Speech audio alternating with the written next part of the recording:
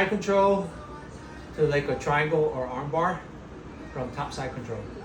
Okay, the entry is really important that I get this arm isolated. So what I like to do is kind of slide in from judo side to go here, come under, pulling his elbow. And when I turn back to regular side control, I want to trap this arm in my hip. So it's going to look like this.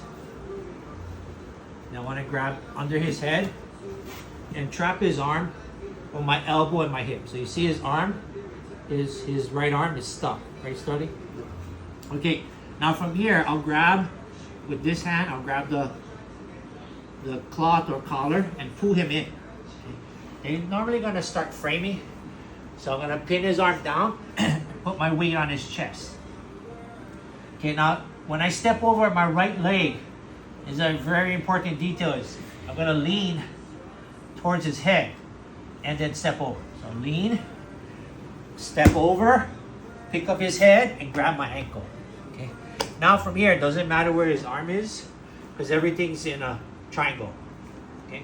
So what I can do here is I can lean forward and turn my angle and trap his arm. One, step over his head, and we have that arm bar. Okay. Or I can hold on to my ankle and let him roll me this way. And then we're gonna go ahead and lock it here, you know, like an ugly triangle. And this arm, we can still do kind of like a straight arm bar, like that, right? But if he turns that arm, right, we can go ahead and take it to like a kimura. The angle we're here is hard for me to switch to a standard triangle because he's square with me, right? Now, if he was to hide his arm here, then you can go reverse triangle, where you're going the opposite way, and then you lock it up the opposite way, right? Opposite way, and then still get that finish when you squeeze, right? Or you can hold your triangle and then go again, dig for the wrist here for the kimura, okay?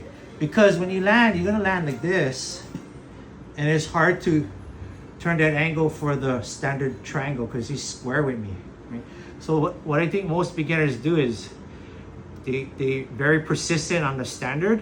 He's gonna pull his arm out, watch, this way, and he's gonna come out because as I change, he's gonna escape, right? So if I lock up a triangle, I'm square with him, especially if he's hiding his arm.